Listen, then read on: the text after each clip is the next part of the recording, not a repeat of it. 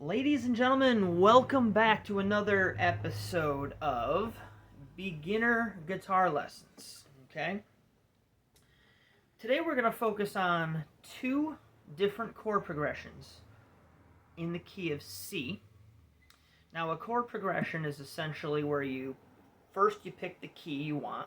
In this case, we're picking C, so I'm going to put the key of C up on screen for you.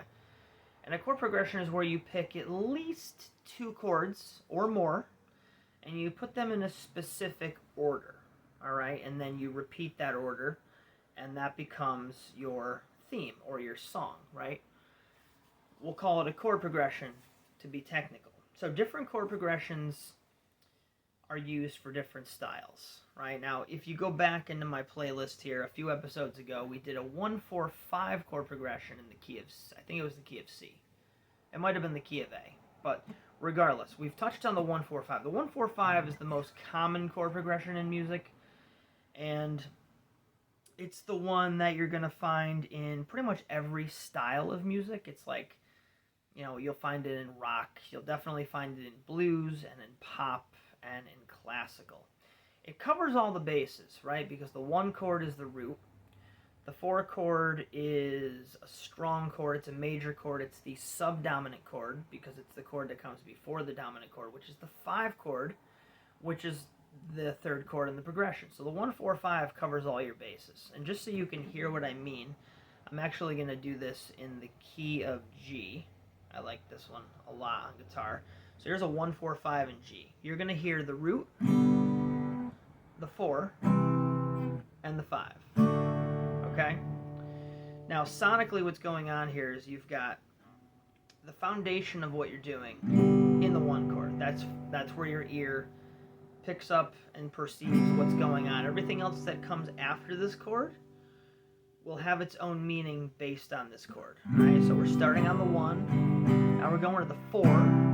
Okay? Now that 4 has a lift to it. It's also a bright chord. It's a major chord. It's a happy chord. And then when we go to the 5, it's a little more of a lift. But with the 5 chord, it almost sounds like you're on the top of a cliff, about to topple over. Because harmonically you are. This is a very unstable chord in relation to the progression. It's the chord that increases drama and tension and begs for release. And the release is when you go back to the 1 chord. Drama, release. Okay? So that's the 1-4-5. Today we're going to talk about the 1-6-4-5 in the key of C, which is C major to E minor. And I'll put all these diagrams up on screen so you guys can see them. And then the 4 chord is your F to your G, which is the 5. Alright, so 1-6-4-5, C major, A minor, F major, G major. Or you can also play the G7 for that added tension. This chord progression comes up a lot in pop music, especially modern pop music. They can touch on it in jazz and rock as well, but I'd like to say, from my perspective, pop music uses this the most, okay? I'm just going to run through it a couple times so you can hear it in conjunction all together. Ready?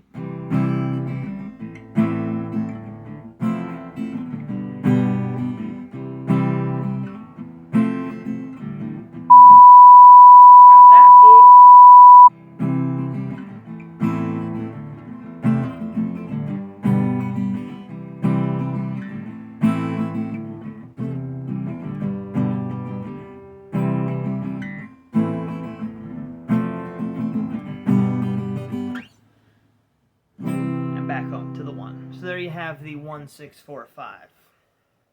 Again, you can do this chord progression using any rhythm you want, any key you want. This just happens to be the key of C with that strum pattern. The next chord progression we're going to do is the 1-4-2-5. Alright? So we're getting rid of the 6, and we're putting in the 2.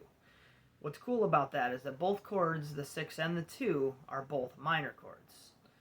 But they both have slightly different function within the key. So We're going to start on the 1, and then we're going to go to the 4, and then we're going to go to the 2, which is D minor, and then the 5.